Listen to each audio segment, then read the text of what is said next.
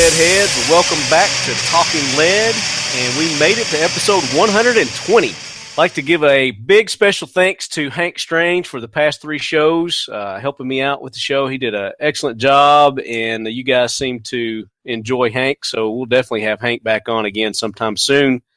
And our special guest last week was our super lead head, Chuck Sanford.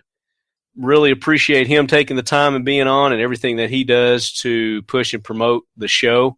Chuck, appreciate it, buddy. And maybe in the future we'll have another lucky leadhead on to guest host on the show. I think that's probably a very good possibility. This week, I've got a special guest. When do I not have a special guest? Everybody's special who's on the show. I've got, and you guys have heard me talk about this on the show a little bit, where I've taken part in some fugitive recovery missions. So I have decided to go ahead, or actually he decided that it's time for him to be on the show. He likes to keep everything secret squirrel.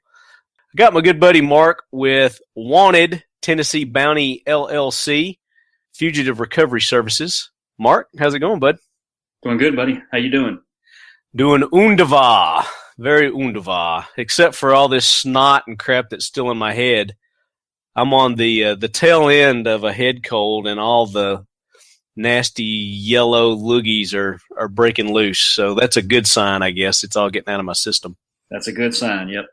Yeah. So, Mark, we're going to get into the fugitive recovery business here in a little bit. But we always like to do this little thing at the beginning of the show and talk about what we did related to firearms for our week. So what I have been doing on, and you guys have heard me talk about this, is I got a couple of guns, a couple of new AR builds that I'm working on. I'm building one for Pepper, and I'm building another AR pistol. I'm building Pepper a full-size 16-inch AR, and then I'm building another AR pistol. It's a 5.56 for both of us, I guess. But I just got into the hydro dipping, doing the camo. First time really getting my hands on with that, and it's really easy. I thought it was going to be a lot harder, but Mark saw the job I did, and I got a thumbs up from you, right? Yep, that's right. Looks pretty good. So I'll post some pictures of that here this week so you guys can kind of see the project. And then once I get started on hers, I'll post pictures of that too. So that's really all I've been working on is getting the last few parts in that I needed for those, and just got to get her to decide on a freaking camo for that, or design whatever she wants, a pattern for her AR. I don't know which direction she's going to go. I know she's not going to go pink because she doesn't like pink or girly or anything like that, but. I don't know, it may end up with Mickey Mouse on it. I don't know. Mark, what'd you do related to guns this week? Well, I carried my guns with me. Now you just acquired a new gun. I sure did, yes. Let's talk about your new Sig Sauer that you got. I just got me a new Sig 227. You know, I'm a 45 guy all the way. And you like to do things big. Yeah, that's right. And Mark's a big guy too. What are you about? Are you 6 feet?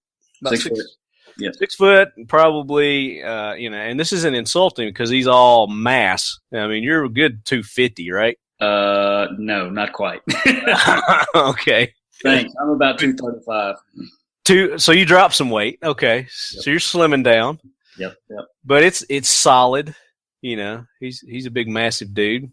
He goes to the gym that's called the Barbarian Gym and works out. If that tells you anything. That's right. Yes, I do. Yeah. I'm the only one allowed in there. You're the only one. Yeah, I haven't even been invited to go to the Barbarian Gym. Back to the Sig 227. We actually took it out the other day when I was shooting the Kel-Tec video. Mark was there with me, and his lovely wife was there with Pepper and I, and we got to break it in a little bit, so to speak. Walk us through your experience, your first shots with the 227. Of course, it's a SIG, so the ergonomics of the gun are fantastic, and its performance on the range was exceptional. I still have to learn the gun a little bit. I'm used to shooting my 1911, which I'm still pretty good with. But the SIG, I'm getting used to it. But it's one of the finest shooting guns I've ever shot. Mm-hmm. It's got a nice trigger on it, doesn't it? It does. There's nothing bad about the gun at all. So that kind of plays into our fact to fight the myth that we had last week. Was you said it's got good ergonomics, and our fact to fight the myth last week was people were saying that different guns had different ergonomics and they'll throw your aim off. Well, the fact is the sights are set up for those ergonomics, and as long as you put the front post sight with the back post sight, you're going to be on target. That's right. After with a couple of adjustments here and there, but most guns are pretty much very close to being accurate right out of the box. So should be very little adjustments that you have to do. But you were shooting it really good. You're putting the bullets on target, no problem. What was your biggest difference that you noticed between the 1911 and the P227? Larger sights. The SIG has got the larger sights. Mm-hmm. And, of course, I'm not going to say nothing bad about my SIG at all. But the 1911 had just some simple iron sights that sat real low. And I was just more accustomed to that, kind of out of the way, and I was able to put it where I wanted it. Yeah. So just the mechanics of lining the sights up out of the holster, you're expecting that 1911 point of view, but you're getting that SIG point of view now. So it's a little different point of view, but as long as you're lining the sights up, boom, you're going to be on target. Yes, absolutely. Yeah. The SIG is sighted correctly right out of the box. Yeah. And that's what we were finding out with that Kel-Tec too. Took it out of the box, and you shot it also. That's one of the most accurate rifles I've ever shot. Wasn't it amazing? It was amazing. Every one of us were just putting bullet hole and bullet hole and bullet hole. Just one after the other. So it was amazing. So I'm looking forward to putting some more rounds through that. Like I said last show, I'm going to be shooting some different ammo through it, just testing different loads and things like that with the 9mm. Not going to do any modifications to it at this point. I just don't really see anything that needs to be done to it. What do you think with your SIG? Are you going to do any kind of mods to it? I looked at doing some true glow sights, but I think I'm going to stick with what I got. Are yours glow in the dark sights? They are glow in the dark, yes. Okay. Yeah, that's the way my 226 is also. Yep. And that seems to be plenty for me. I don't really find myself shooting at night that much anyway, but that's what flashlights are for. That's right. Yeah. Now you're in the process of finding you some accessories for it, a holster, and what kind of holster are you going with for it? I have all my accessories are all Phobos. Phobos? Phobos, yes. Did you say Phobos? Phobos. Bofus? Well, they're made in Israel, so I guess you can say what you want. But there's a joke in there somewhere. It's a dirty joke. I can't say it on air. So. Yeah, you're going to have to refine it a little bit, I think. Yeah, I'll tell you off air. But I've got a shoulder rig that's all Phobos. I've got drop leg holsters. It's a rigid frame drop leg, hinged rigid frame. It's pretty awesome. But everything I have is all Phobos. Yes. Okay. Now, you're going to consider letting me hydro dip your SIG? No. Putting some kind of cool camo? What are you talking about? No. We need to put a Punisher camo on yours. We could talk about that. That would look awesome. That might be an option. Yeah, definitely. So you were talking about your 1911. You've got some history with that 1911 that we've talked about. It's actually seen some wartime, hadn't it? Is that something you want to talk about? We certainly can. Okay, let's talk about the history of your 1911. It's a pretty cool story. Okay, it's a World War II. It's a 1939 Remington Rand, World War II. It was carried by my grandfather in the South Pacific. He was a flamethrower, so he had he carried two 1911s, and one was a Colt and one was a Remington Rand. And between the flamethrower and the pistols, he has 32 confirmed kills. Good Lord. We don't know. Yeah, we don't know if it's the guns or not, but you don't know the scale of how many he's got the kills. No, but the one I have is chromed. Well, he had it chromed originally. When I got it, I had it Cerakoted, but it was chromed, and I always wondered. And there are people that are cringing right now when, as you're saying, you're like, "What are you thinking? Why did you Cerakote a World War II 1911?" Well, he'd already he had it chromed, and it was a bad chrome job. So yeah, we kind of always suspected that might have been his favorite gun, maybe. Yeah, he did some stuff to it, some modifications to it, but we don't know. So 32 confirmed kills. That's right. From World War II. Yep. And he was a flamethrower. You got to be a beast to be a flamethrower, I would. Yeah, I think my dad told me, I don't remember what it is, but he said the life expectancy of a flamethrower in World War II was very short. I can imagine. Good Lord. Now, I don't know, in today's military, do they still have flamethrowers? I don't believe so. That was just mainly used for jungle clearing and clearing out the bunkers and stuff. Yes. Bunker clearing, yes. That's correct. I don't know if that's an actual job in the military. I'll have to check. Well, all right, leadheads. Our leadheads will know. Let us know if there's actually a flamethrower position in the military nowadays, where they actually strap it on their back and they're carrying. I just can't imagine that they would do that anymore. I think they would have like the vehicles and stuff that would take care of that nowadays. Yep, I probably agree with you. I don't know. He also acquired a Japanese officer's sword in that campaign, which went to my father. Really? Yep. Very cool. And your father still has that? Yep. Neat. I'd like to see pictures of that, man. I would too. Well, I hope I'll get it soon. Well, I'm sure you will. See if he'll send you some pictures. That'd be a cool thing to check out. Well, very cool. This is going to be a kind of a short, abbreviated show as far as our interview with Mark goes today. I've found some lost footage from SHOT Show, and I really need to get these guys out there because it's Mesa Tactical, and these girls were awesome at SHOT Show. They had a lot of good information about their company, and I want to make sure that we share that with all the lead heads out there. So I'll be splicing that in at the end of Mark and I's interview here. But to continue with Mark, and we want to talk a little bit about the fugitive recovery business. So I've had the opportunity to accompany Mark on a few of his fugitive recovery missions, just spectating.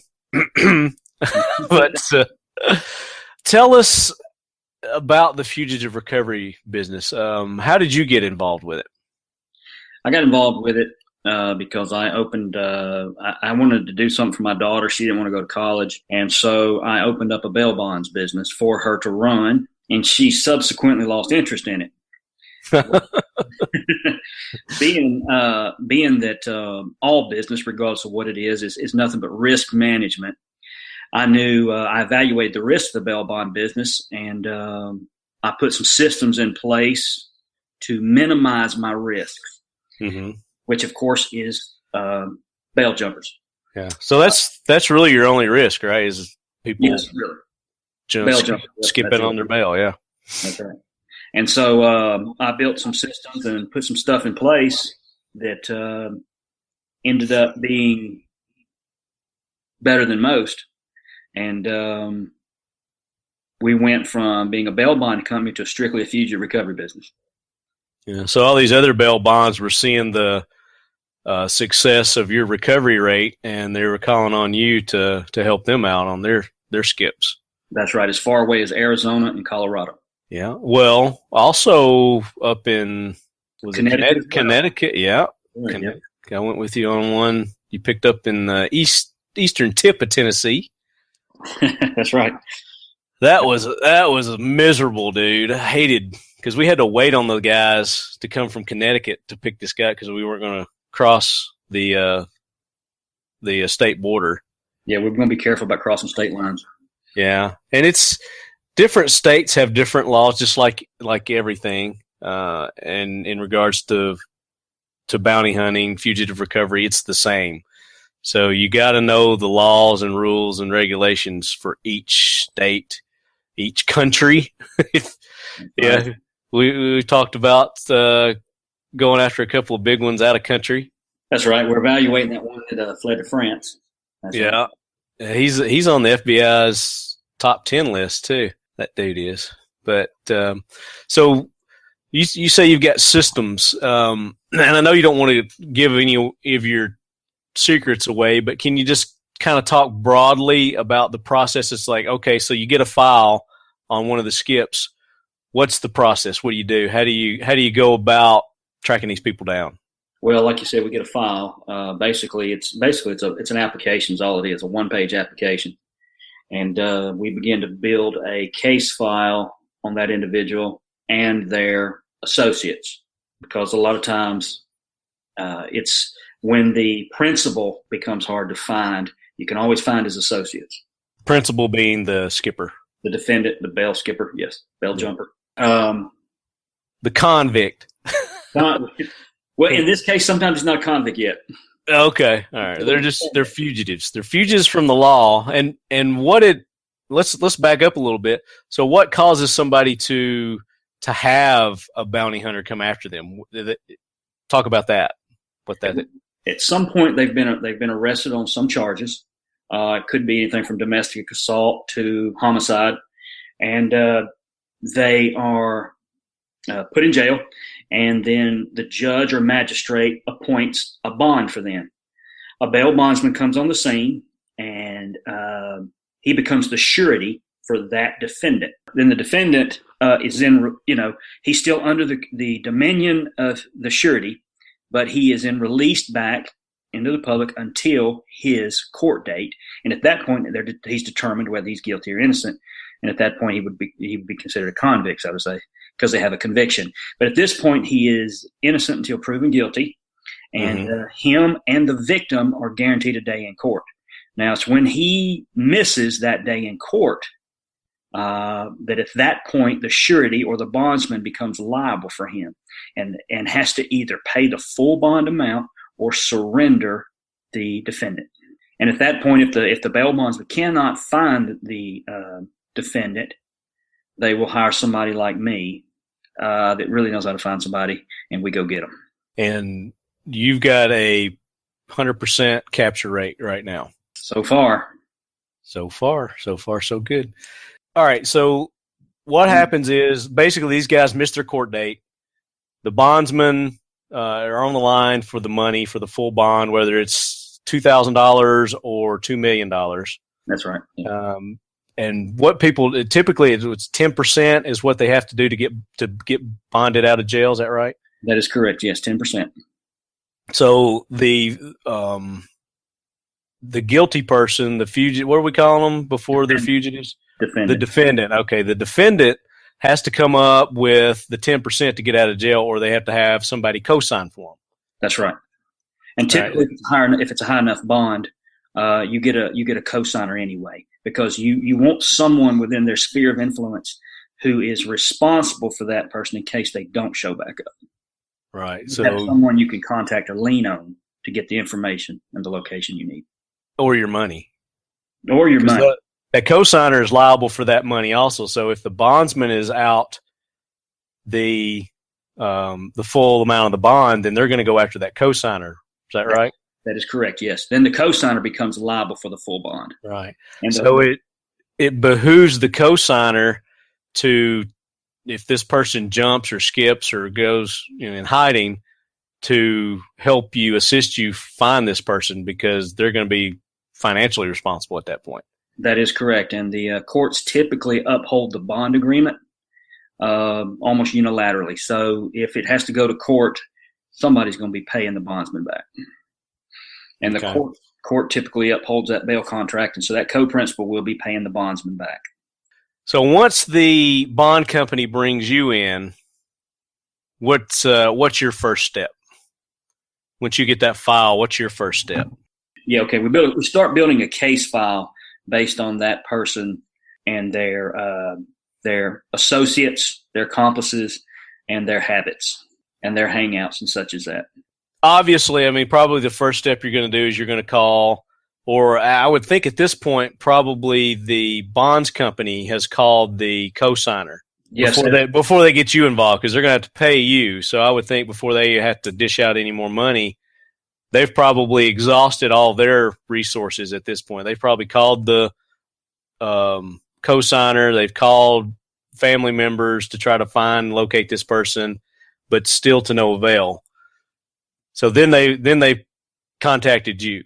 That is correct. Yes, that is correct. Then they contact us. Yeah. When a bond forfeits, the defendant and the bondsman are both notified by the court that they have 60 days to either produce or surrender the defendant or pay the full bond amount. Okay. Now, remember, they only got paid 10% of that bond amount. But at that point, then the bondsman has to pay that full bond amount. So instead of the $1,000, that would be 10% of $10,000, then the bondsman is responsible for $10,000. Does that make sense? Absolutely. Yeah, absolutely. It makes sense that I wouldn't want to get in the bonds business because first off, you're dealing with criminal element, people who aren't honest, don't keep their word, that are shady to begin with. And then you're trusting them to show up on a court date. I would put a freaking chip in their ass or something so I could find them if I was going to do a bond for one of them. Well, it's a high risk business, but it's also a high profit business. No risk, no reward, right? That's exactly right. The higher the risk, the higher the reward. But as long as the bondsmen know us, so far with a 100% capture rate, they're in the clear. Yeah, well, they're in the clear, but they still got to pay. They still got to pay, but they don't have to pay as much. That's right. And then they go and they get that money back from that person, I'm sure, somehow. Yes, they can then pursue legal. They try to. Yeah. Yeah. So, all right. So you've got the file. You're building your file case. I'm sure you're probably not assuming that the bonds person has done their job. So you're following up with all the same leads that are on the file there, and then building new leads and following those up. That is correct. Yes, we basically cover a little ground that we hope that the bondsman, or we would assume the bondsman, has already covered, but we covered anyway just in case they missed something. Yeah. So you've gone through your due diligence, and you get a pretty good feeling, where this person's at. What do you do then? Once we think we have established the location of the defendant, then we go into a surveillance mode, and we establish on a more certain level if that defendant is at that supposed location. Yeah. Through plain old surveillance, nothing exciting. Yeah. Now, prior to this, aren't there some documents that you've got to get prepared and ready? That is correct. A bounty hunter, actually, a bounty hunter doesn't exist so-called in state law. He's an extension of the professional bondsman. So I am, in essence, his agent, and my powers come from him. In doing so, I have to have certain paperwork on my person when I go to make this arrest. Mm-hmm. And what's an example of some of that paperwork? One of them is a capious warrant, which is a take by force warrant. It's got to be certified by the court, and that's one of the pieces of papers we have to have. That's a powerful piece of paper right there, and that's key to being able to, like you said, you just said take by force. That is correct. So, and we'll get into more of that here in just a second. So go ahead with the rest of the paperwork. The second piece of paper you need to have, and not necessarily in this order, if you read TCA, is a certified copy of the undertaking, which is a certified copy of the bond, where they actually the bondsman bonded the defendant out of jail. We have to have a certified copy of that as well. What we also have on us is also a certified copy of an authority to arrest by the bondsman, where they sign it specific to the defendant, where they are in essence giving us their authority to apprehend this individual. All this authority comes from the bail bondsman. Yeah. So now you're surveilling, and you feel confident that the place you're casing out, the fugitive, is there. What's your next step? Next step is to go and get them. And at that point, regardless of whether it's the defendant's residence or someone else's residence, we can, according to state law, we can forcefully apprehend. Forcefully means you could kick a door in, right? Yes, it does. And that's the reason a lot of some bounty hunters are getting some negative publicity on this, but they're not. You can enter by force and not get in trouble for it. Yeah. So now you kind of do another little CYA procedure most of the time, from what I gather, and you make a call to somebody. We're actually required to do it, but most bounty hunters don't do it. We're required to notify the authority of the jurisdiction, which is the police department. Mm-hmm. So we're conducting a fugitive recovery mission. We're actually required to do that by law, but a lot of guys don't do it. But if you will do it, if you will follow the proper protocols, it's a great way to cover your butt. Well, and that's something that you want to do, I would think, just common sense, because if you're out walking around and, you've got a team and there's people walking around this house and they're all armed and the neighbors see this, they're going to be calling the cops. That's the first thing call the police, yes. Yeah, and the cops are going to be, and, you don't want to cause a stir. So you call the police, let them know the address that you're at. That way they know when they get calls, they can calm the people down and say, it's a legitimate thing, chill out.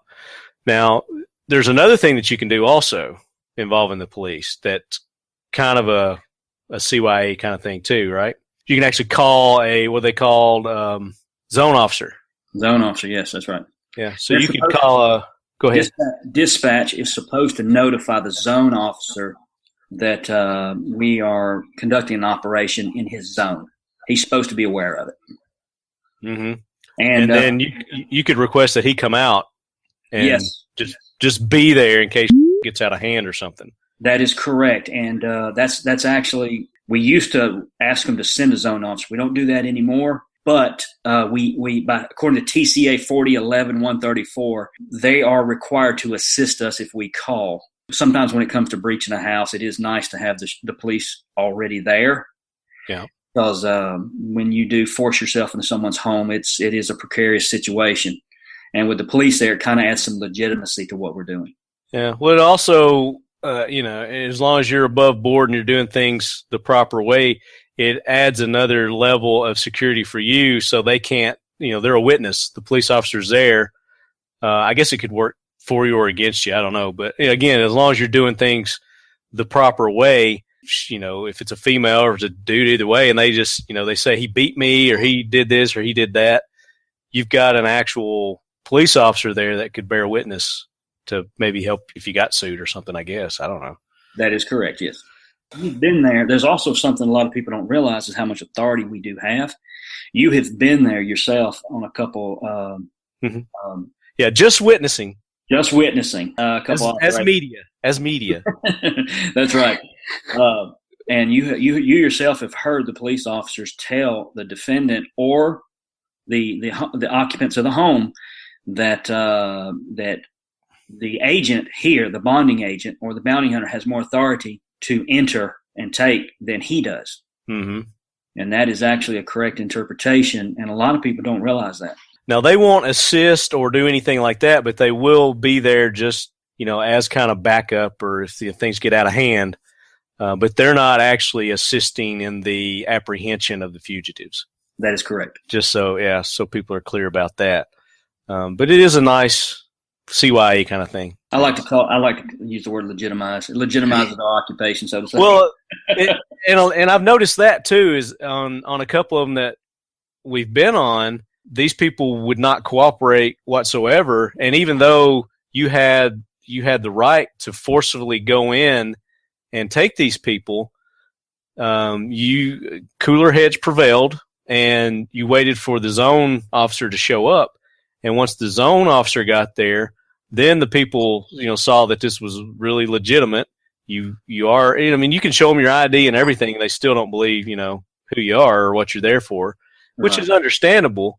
So yeah, it does add an element of legitimacy to what you're doing, and a lot of times it'll help get the people to go ahead and surrender themselves to you in a peaceful manner, so that there's not any forcefulness that has to occur. That's right. We want as very little incident to occur as possible. Yeah.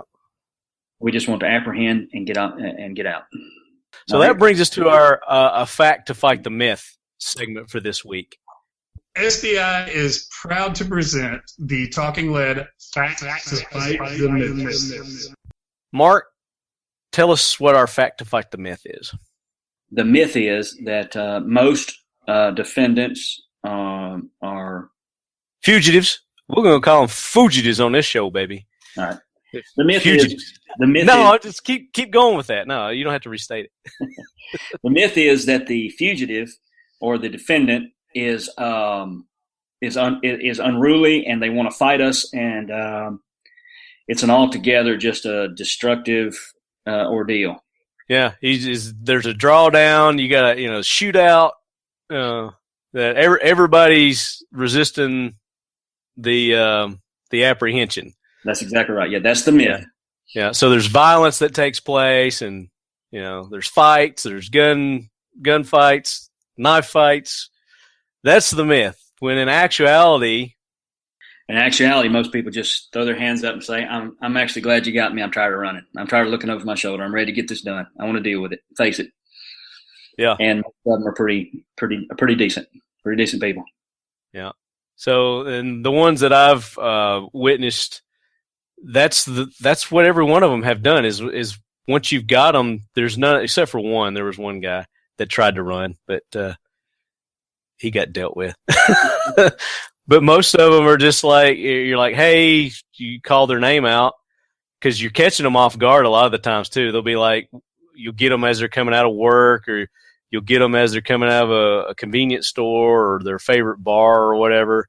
And they're shocked and surprised, and you catch them off guard and they're not really ready to fight or want to fight, anyway. And they're just like, I'm done running. I'm done hiding. Of course, they're saying that because they're caught now. Yeah. And they put their hands up. There's no resistance. And then you get to hear their whole life story on the way back to the jail. That's right.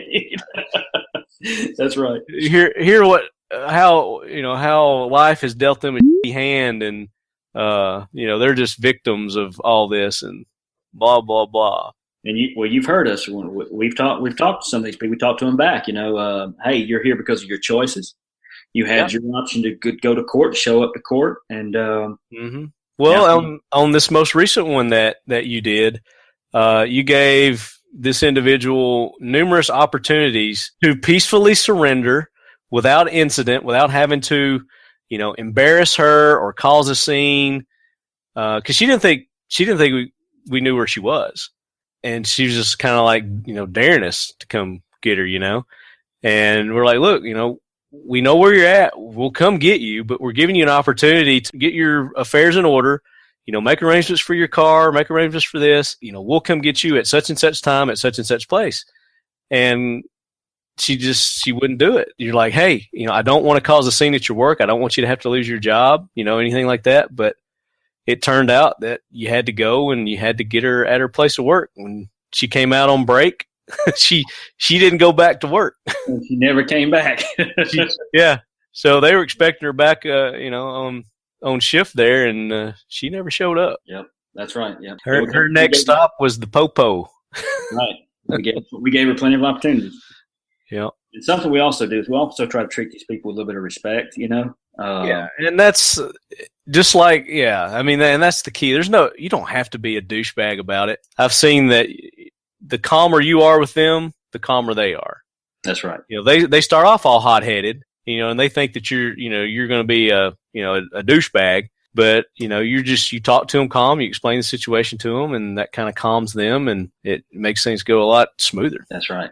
SDI's 32 semester credit hour certificate program in gunsmithing and 60 credit hour Associate of Science in Firearms Technology degree program can work hand in hand and are the most complete training programs of their kind.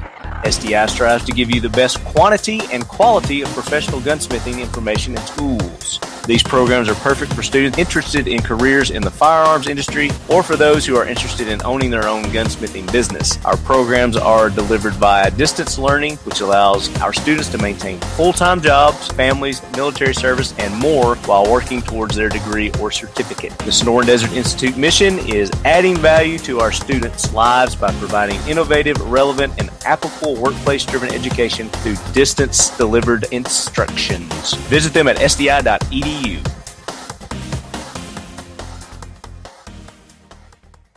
So now you've apprehended the fugitive. What's next? Surrendering the fugitive to the professional bondsman. Talk about the process of the apprehension. All right. What goes into the apprehension? What all do you do once you apprehend one? Once you got them in the car?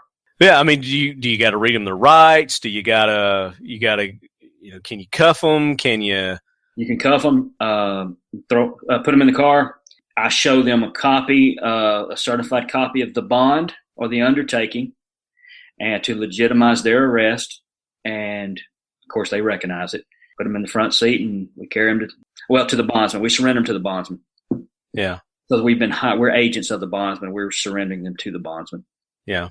Now, do you do a pat down? Do you search them? Checking them for weapons and drugs and all that kind of stuff? It depends on the circumstance. It depends on the situation. A lot of the cases we're dealing with are just biggest charge they have against them is the failure to appear. And when they see us, there's no. Some people might say there's always a threat, and there is. But after you've done it a little while, you've kind of got an idea of what you're dealing with when you encounter the person. So we'll do a brisk pat down, but we don't quite do it as extensive as the police. Just depends on the circumstances. Yeah. I don't want to stick my hands in the pockets of a hoodie or something where there may be a syringe or something such as that. Yeah. So you just kind of question them. You say, look, I'm getting ready to take you to jail. Do you have anything that you shouldn't have on your person? If you do, you need to get rid of it right now. Because I'm not here to bring charges of, drug charges or weapon charges against you. I'm just here to take you in to answer for your failure to appear. Yeah. Here's your opportunity to not make it worse on yourself. So, yeah, I can understand. I mean, there's no way I would pat any of these people down because you never know what they might have in their pocket or, like you said, in their jacket or hoodie or anything like that. So it's like you just apprehend them, and then if they're not smart enough to get rid of the stuff when you give them the opportunity and they got that crap on them when they get to the jail, then that's another charge they're going to have on them. That's right. That's exactly right. And you've seen our apprehensions. Most of the time they're scared to death. They're not going to pull nothing anyway. Mm-mm. No. There's that one dude who was just telling you everything he had. He goes, I got this. I got a knife. I got. He's like, all right, get it out of your pockets. I'm not touching it. That's right. Yeah. But you're armed. You're armed there, and you're gonna protect yourself. You're wearing armor. You've got all the protective stuff on. And you're still making sure that they're not going to be pulling something on you. It's like, you give them the opportunity to clear themselves on their own. But otherwise, you're going to lock those hands up and keep them where they're not going to be able to get to their crap afterwards. That's correct. So now you've got them. You've taken them to the bonds person. You just hand them over to them and go on to the next one. Is that it? Or is there another step involved? That's pretty much it. The payment step, of course. Yeah, that's always nice, isn't it? Yeah. Okay, so that's pretty much it. You surrender them to the professional bondsman, and you're done. Yeah, hopefully they hand another case to you. Yep, hopefully. Yeah, we've actually been so busy, we're having to take a little break to take care of other business. Yeah. So what I'm finding that I enjoy about the whole process is the actual finding the people that, the challenge of them playing the hide and seek with you. It's just like this last one. She was basically just like daring you to find her. She's like, there's no way you can find me. Yeah, she was a ghost too, pretty much. She was a foreigner.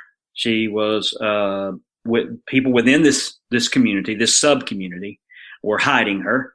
She was sleeping on couches and bouncing from apartment to apartment. She had no residence, and she thought she wasn't going to be found. And the people that you confronted, like you said, it's a tight community. They were sitting there lying to her face. They're like, I don't know. I hadn't seen her. She went to Minnesota. She went to here. I ain't seen her in 2 weeks. Her old boyfriend sit there. He's like, I broke up with her 2 weeks ago. I ain't seen her in 2 weeks. And we're like, look, man, we're going to find her. We got a good idea where she's at. Just tell us where she's at. It's going to go peaceful. She can get in. She can get out. She can go back to work. But the funny thing was we showed up at her work, and not 3 minutes after we got there, they were pulling in to warn her. That's right. Yep. We were just sitting there laughing at them, pointing at them. They're like, we knew you were lying, you lying sack of That's the most rewarding thing right there. Is it's the chase, I guess. It's finding somebody who thinks they can't be found. Yes. And then just rubbing it in their face. Yeah. Now, I don't recommend you mocking. If you got bounty hunters looking for you, I don't recommend you mock them. It's not going to go well for you. No, it's not. That's been probably one of the most. That little girl right there was probably one of the most challenging ones that you've run across. Yes, it was one of the more challenging ones. It was a smaller bond. It was a smaller bounty, but it was one of the more challenging ones. Yeah, but that was a good one to hone your skills and test out some of your resources that you use. Now, obviously, we can't talk about the resources that you use to track some of these people and find these people. That'd be a trade secret, so we can't do that. But you use some pretty high-tech stuff. Got some good connections, so to speak. That's right, yeah. So when's our next hunt? Actually, it's when we get done with the show, isn't it? Done with the show. Yeah, so I'm going to go witness another one after we get done with the show right here. But so we got to wrap it up pretty quick. I know we're on a time frame. We need to go. Let's get into our Jackwagon of the week now. Gunny, introduce us. Hoorah, Semper Fi, do or die, hold 'em high at 8th and I. It is time for the talking lead Jackwagon of the week, so brace yourself, baby. All right, so in keeping with the topic of the show today, Mark's got a couple of pretty funny Jackwagons that are related to the fugitive recovery industry. What you got? The first one is Columbus Short. He's a former Scandal star. Columbus Short. Yes, Columbus Short. Pepper and I used to watch Scandal religiously. I haven't kept up with it in the past 2 seasons, but I think Columbus Short was like one of Olivia's employees. He was the black guy, but he got killed a while back. So I don't think he's been on that show for a while. So what did Mr. Short do? Well, apparently he had to resign from the show due to some of the. Oh, yes. Maybe that's why they had to kill him off. Okay. Yes, due to some domestic assault problems he was having. Well, those original charges he apparently never showed up to court for, because when he was fixing to launch, he was performing at the Infusion Lounge in Studio City, California, some tracks off of his album. Oh, so he's a musician also. I didn't know that. Okay. Musician also, right. So as he was getting ready to perform, he was taken into custody by bounty hunters right in front of everybody. Really? Yep. They busted him right there. Right there in front of the world. And I guarantee you they gave him an opportunity to go ahead and turn himself in and not cause a scene. Maybe they did. I don't know. Maybe people aren't as nice as you. Other bounty hunters aren't as nice as you. Well, there's you can find some pictures of it online where he's looking pretty distraught when the bounty hunters are coaching him on what he should have done. Didn't you say he's almost at tears? Yes, he looks like he's almost in tears. It's funny. Hardcore rapper breaking down and crying in front of his fans. Bad boys. What you gonna do when they come for you? Break down in tears, I guess. Break down and cry. Oh, please, Lord, let me finish my show. Let me just go out here and perform, and I'll come. I swear I'll come right after I get done with the show. Try to negotiate it. All right, you got another one too. What's the other one? I've got another one that's a little older, but it's worth mentioning. Chattanooga bounty hunters were arrested for home invasion and kidnapping down in Gwinnett County, Georgia. Where bounty hunters were arrested. Yes, bounty hunters were arrested, and they should have been. They, of course, they had the authority to break into the home, to enter by force if necessary, of the defendant. But he wasn't there, so apparently they didn't do their surveillance and their intelligence thoroughly enough. He wasn't there, but his wife and kids were there. So they proceeded to take her into custody. Take her into custody, okay. And she doesn't have a warrant on her. She has no warrant, no. And they apparently pointed, according to the report, they pointed guns at the kids, threatened to shoot him if he didn't come home and turn himself into them. And needless to say, do you believe that they really did that, or are those people just embellishing it to get themselves off the hook? I believe they're embellishing that some. Yeah. But they apparently did handcuff her and hold her hostage in exchange for him. So they made her call him and said, "We got your wife. Turn yourself in." Yes, that's right. That's right. Which you can't do that, obviously. You cannot do that, no. And they should have known he wasn't there if they'd done their proper surveillance. That's right. That's right. I mean, you don't go and breach the house unless you're confident that your target's there. That's exactly right. And even breaching the house, even with authority, is something we try to avoid if possible. Yeah. We try to get people to cooperate with us, because breaching someone's home is a big deal. To me, I wouldn't want somebody to breach my house. Of course, I wouldn't be harboring a fugitive. But no. We still try to deal with it in what I consider to be properly. Yeah, professionally. Professionally, yes. Now, these guys were charged with first-degree home invasion, kidnapping, and false imprisonment, and they're still in jail. So did they get actually charged with? I mean, convicted of it? I think they just went to court. I don't know. I don't know that. I do know they're still in jail for it. They're in jail over it? Yep. Yeah. They were denied. The funny thing is, they were denied bond.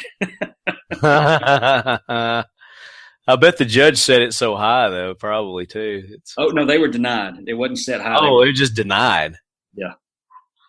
Which they shouldn't have been. It was a power play by the jurisdiction, but even so, that's what you get, I guess. It's like any profession. There's always a couple of jackwagons out there that give everybody a bad name. Yes.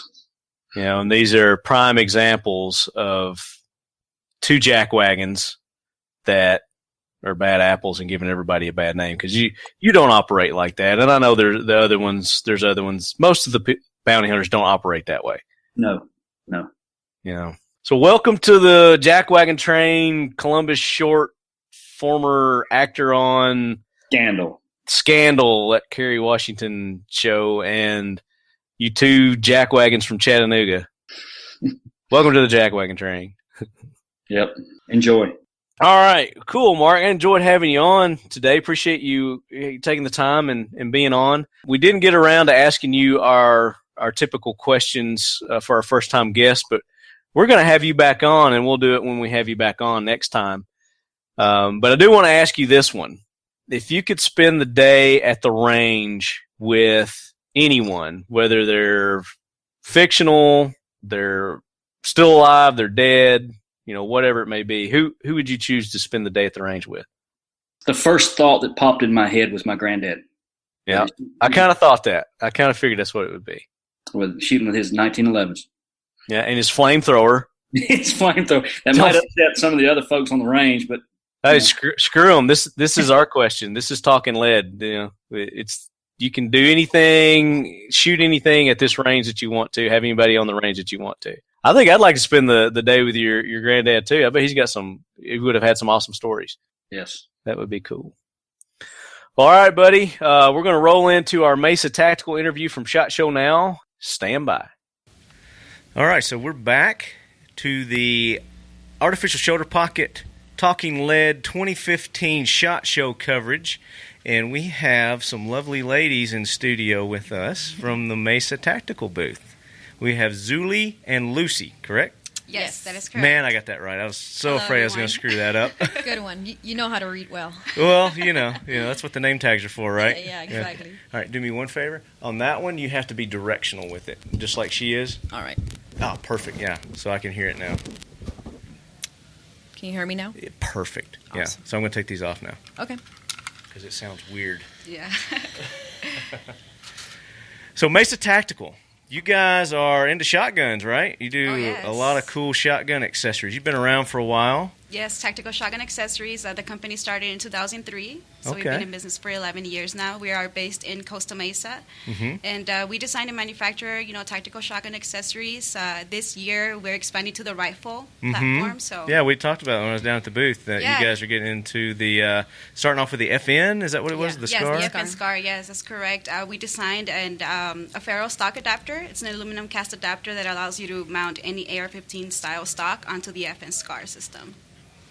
And it's going to come in 2 colors. It will be available in black and FDE. And we're looking to start shipping probably in less than 2 months. So it'll be available in the market in less than 2 months. Awesome. Also, before NRA, it'll be available. Yeah. That is correct. So are you guys going to be at NRA?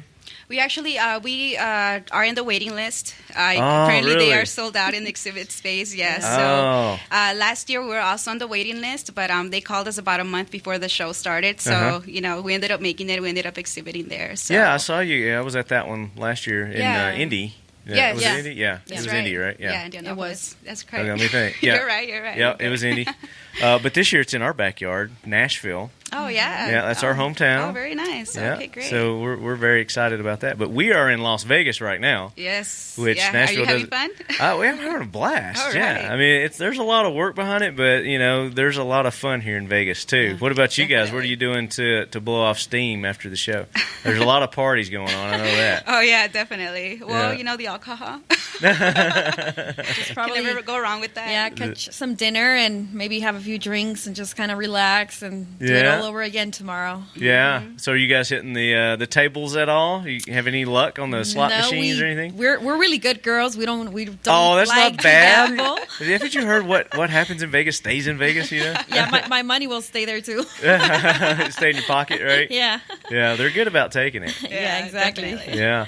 So MESA Tactical. Now you guys use your shotguns, but you're with the Remington. You deal with the Mossberg. You That deal is correct. Benelli. Some. Yes, You got all of some? our product line is pretty much designed around law enforcement needs. So we do work a lot, with the platforms that they use on duty. So Yeah. yeah. Yeah, we got conversion kits for the pump action shotguns. Reduces recoil felt. We got we make the LEO adapters. We make pistol grip stock. The Urbino line was born about 3 years ago. It's been doing very well. We have expanded the platform from just Benelli's to now Remington as well. And the most recent one was the Mossberg 930. And probably by the end of summer, we'll have our project with Beretta for the Beretta 1301 Tactical. Oh, cool. They actually have it on their booth now, the prototype Right. for the Urbino stock.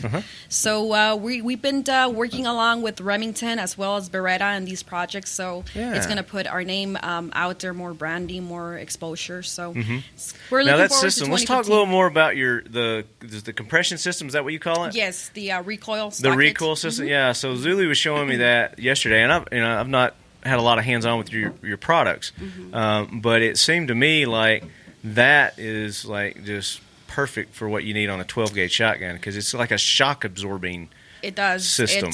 I call it the wifey and girlfriend friendly because you take them out to the range one time and they get scared of the kick. I always care about Yeah. two things: how much it weighs and how much it kicks. Yeah. And it's perfect. It reduces recoil by. I'll tell you one thing: my 20 gauge has more recoil than a 12 gauge with the buffer tube. With the buffer tube. Yeah. On it? That's amazing. It is. That's a big difference too. big difference. Yeah, but you were talking about weight also, and that's another key thing about Yeah. your product is they are super lightweight. Yeah. I mean, you had that one. You had the rail system up top. You had the shotgun shell carrier on the side, and then you had the M4 adapter buttstock with the grip Exactly. on it with your recoil system. Yeah. Yes. And it didn't feel like it was any heavier than if it didn't have those accessories on there. Yeah, that's. I mean, everything is it's milled from aircraft aluminum. So we want to make sure that the rails are skeletonized. We by keeping the weight light on the shell carrier system. Right. And works out very well.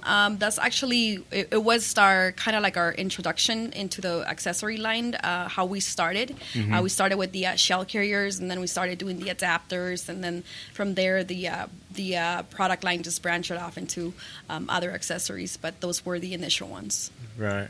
So you were talking about you're getting into the FN SCAR. Talk about the accessories that you've got going on for that right now. I know you're talking about the different colors, and where is that going to lead to? Well, this to us, this is our gateway entry into the rifle market, and what we want to do is give the consumer options. You know, the boot stock, it's nice, it's distinguishable. You know it's a FN, but you know there's other shooters out there. They want to change out their stock system. They want to put their favorite one. So we want to give options. Yeah, and or one they're more familiar with. You know, they're more familiar with the M4 type butt stock system. The M16 type, adjustable versus the SCAR, and you guys have that adapter that allows them to do that, right? Yeah, it's very simple and easy to use. It's just slides on and off, just like the factory one. So you can change it out in literally probably less than a minute if you're proficient with it, with your firearm, which if you own one, you should be, right? Right, exactly. Now, maybe take you 5 minutes at the most. Yeah. But pretty simple system. Now, does that one have the recoil system in it as well?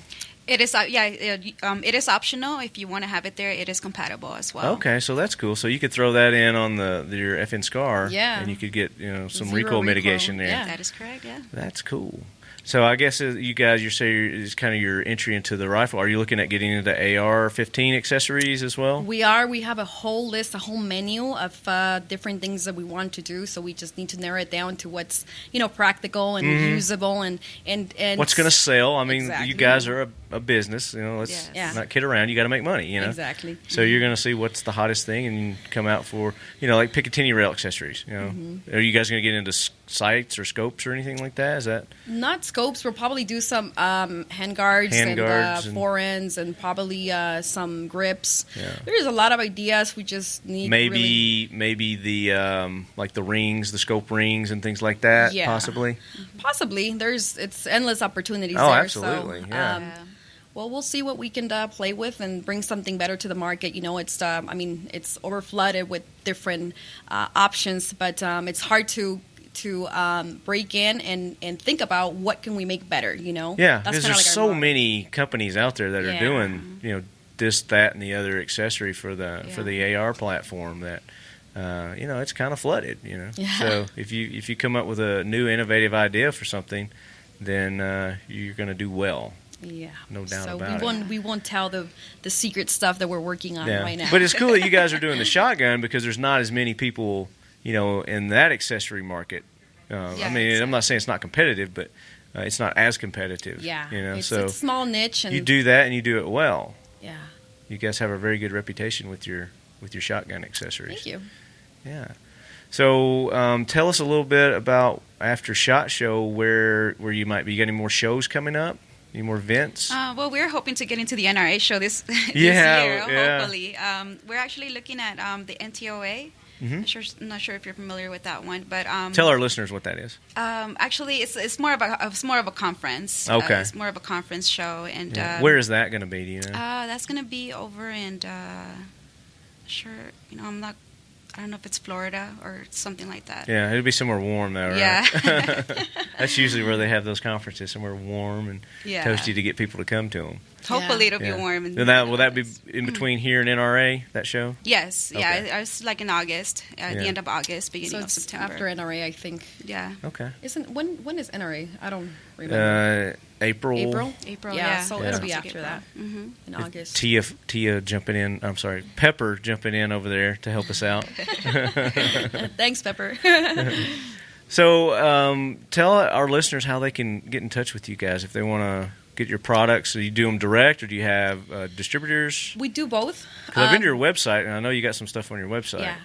The whole entire product line is on the website. It can be ordered there. We also go through distribution. RSR Group would be one of our major wholesalers as well as Brownells, Midway USA. They're kind of like my go-to guys. So they carry not our entire product line, but probably 50%. If anything else, it's always available on the website. Okay, very good. Now, we have a line of questions that we ask our first-time guests. I'm not going to ask them all to you, but I'm going to ask you a couple of different questions. Mm-hmm. So when it comes to pop culture, like movies or magazines or songs or TV shows, what's your go-to when it comes to firearms that's firearms related? I like to watch the actually I saw Chris Chang's card for Top Shot. Yeah, that's one of my favorite ones. Okay, so Top Shot, awesome. Yeah, I love that show too. Yeah, it's pretty entertaining. It is. You know, you can dream about one day being like them. They're like superheroes. or like me, we just dream about maybe talking to them and shaking their hand. Yeah, Chris was going to be on a little bit earlier, but because of our difficulties, we got to push him back. But he's going to be on. Oh, nice. I'll tell him you're a fan. Well, he knows us. Okay. He carries our products as well. I think he runs the Urbino stock on his. Don't remember if it was the Remington or the Benelli. Okay. And we did a giveaway with him to promote his book as well. Right. And he sent me a nice autograph book. And, cool. Yeah, so we're kind of friends. I should have worked it out where you guys were on together. I didn't know you knew each other. That would have been cool. Yeah, I would have. Yeah. What about you, Zulie? Well, Lucy and I, we live together, so we actually watch, the same thing. So okay, you don't have two separate TVs where you. I'm not watching that. I'm going to go over here. No, actually, we enjoy watching agree on a lot of things. Okay, so Top Shot it is then. Yeah. The Food Network channel too, but it's unrelated. But that's okay. Yeah, that's you never know. Sometimes there's some firearms guys on there doing stuff. You never know. Kind of goes with hunting and then going home and cooking your meal. Yep, exactly. So, how did you originally get involved with firearms? What's your first experience that you can remember that was firearms related? Well, it was through MESA Tactical. I mean, before that, even just the sound of racking the foreign on a gun would, get you all frighten me. Yeah, weebie-jeebies. Yeah. Yeah. So it took a while to transition. I used to do boat sales, and then one day I walk into MESA Tactical, and I kind of got a job offer, and I started working with them. So you just walked in, and they're like, "Hey, you're hired." Yeah, basically they interviewed me, I think, for less than 5 minutes, and then he's like, "When can you start?" And I started the next day. Awesome. And that was my introduction to the firearm world. And how long have you been with MESA Tactical? It's been now 6 years. 6 years. Yeah. Okay. Awesome. So I've seen the company expanding and growing, and makes me excited to see what the future is going to unfold for us. So you do a lot of shotgun shooting? Yes, I do. As a matter of fact, we do, both of us. We've taken tactical shotgun classes, rifle, carbine, handguns. Very As cool. a matter of fact, the company does, we do like a monthly shoot where, we go and we invite, our friends and family and, pretty much, educate them on firearm safety. Sure, get exposure and education. Yeah, and bring also awesome. shooters on board and teach them the safeties, the rules, and for them to see that, it can be serious but fun at the same time, and nobody has to get injured. And it to us is opening the door to people that are standoffish about firearms. Kind of like you were. Yeah, exactly. When you first got involved with it. And that's how my how I got friendlier, by knowing how to clear a weapon, how to know if it's loaded, how to use it, all that stuff, how to clean it. So now to me, it's just ask her how many guns she has now. Huh? Ask her how many guns. How many guns do you have now? It's 7 now. 7? Oh my, good for you. And out of those 7, I have purchased 2, and the rest have been given to me as gifts from my customers. I would have that many too if people would give them to me, huh? So what's your favorite? I'm going to say the 870. I also love my Glock 19. There you go. I also like my carbine. But what carbine do you have? I have it was actually built for me from one of our local gun stores in California. Very so cool. They kind of made everything small and compact for me, and I love it. It's very light and weight. Yeah. So it's a lot of fun to shoot. So enjoy you it need to very be much. getting into 3-gun competition. Everybody tells me that I want to, but I know it takes so much time and dedication. And well, you know, MESA Tactical needs to sponsor a team. You know, definitely. Yeah. They need to have a 3-gun team, and you could idea. start it up. There you go. Yeah, at a point we had an idea of starting like a woman's gun club, and but then we just get so busy with other things, and you just got to do it. Just do it. Yeah. Make it happen. Hopefully, we'll make it happen this year. Yeah. Zulie, what about you? Well, I don't own any weapons right now. I've been with Mesa Tactical. Y'all live for together about though, 2 right? years. Yes. So you have 7 also then. Yeah, pretty much. Yeah, they're common property. Yeah.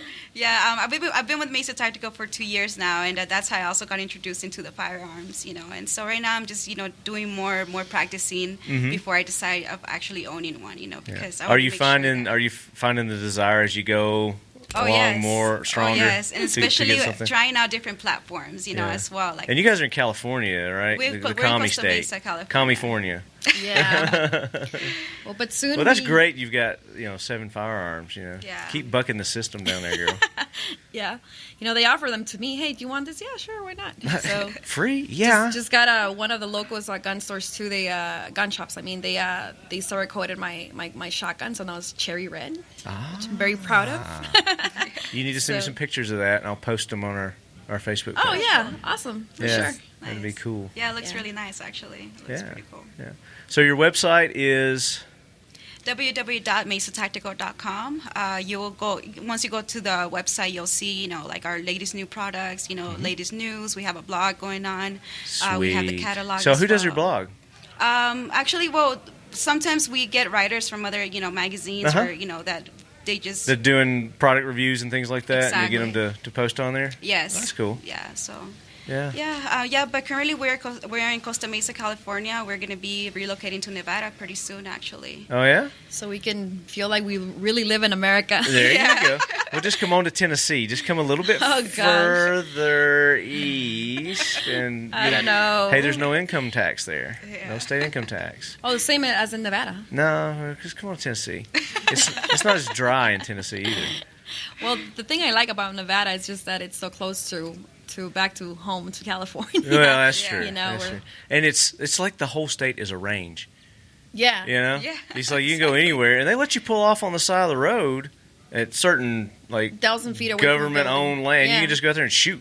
Yeah. You just drive out there and you shoot. You don't need permission or anything. Yeah, that's pretty gonna be cool. amazing because now when we go to the range, it's like an hour and a half drive to get out to Burro Canyon. So yeah. I'm looking forward to that. Heck yeah. So you're on Facebook, you're on Twitter, Instagram, all that? Yes, we're on Facebook, Twitter, LinkedIn, Instagram, Flickr. So yeah, we are active on all social media sites. So very cool. So one last question: do you make accessories for the Mossberg 500? Oh yes. Okay, I have one. Got those recoil systems. I have one. Oh, but I don't have one of those recoil systems. Oh well, maybe I'd like to T&E that. I'd like to check that out. Definitely. Well, we'll make sure you get a T&E in the mail. Oh, thank you.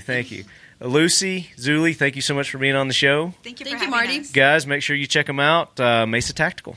Great. Follow us on Instagram. There you go. Facebook, give them a big old like. Yeah. All right. Twitter, you on Twitter too? You said. Yep, okay. we're on Twitter. Was that tweeting, or how do you just like somebody on Twitter or subscribe? I don't know. I'm not active on Twitter. But enjoy the rest of 2015 SHOT Show, girls. Definitely. Thank you for inviting us. Yep, thanks for being on. Thank you. All right, so that was a good interview with Lucy and Zulie there from Mesa Tactical. Great girls, and looking forward to hopefully hooking up with them again at this year's SHOT Show. I know they've got some really cool products, and I'm wanting to trick out my Mossberg 500. Not really trick it out, but there's some accessories that they have that I want to put on it. Shock absorber would be a very cool, or the recoil mitigation system, I guess is what it is that they have, would be cool to put on that. Mark, buddy, again, thanks for being on the show, and we look forward to having you on in the future. We'll be telling some more fugitive recovery stories. That sounds good, man. Thank you for having me. So if I got some bonds people in the Tennessee area, or out of state, other states too, and they think they got fugitives here in the state of Tennessee, how do they get in touch with Tennessee bounty hunters? Well, they could be more than welcome to take a phone call at 615-948-5085. Or they can contact us via Facebook, Tennessee Bounty Hunters. Yeah. It's abbreviated TN Bounty Hunters, or of course email. And what's the email? TennesseeBountyHunters@gmail.com, and the word is spelled out, TennesseeBountyHunters Tennessee is spelled out. Tennessee Bounty Hunters at gmail.com. Can you not spell Tennessee? You know how to spell Tennessee? You want me to spell it? TENNESSEEDOUNTYHUNTERS at gmail.com. There you go. Bounty hunters can spell. So there's another fact to fight the myth. That's right. All right, leadheads. As always, keep your loved ones close. And if you're wanted, I'm coming for you. We coming for you, baby. Duck and hide, because we're coming.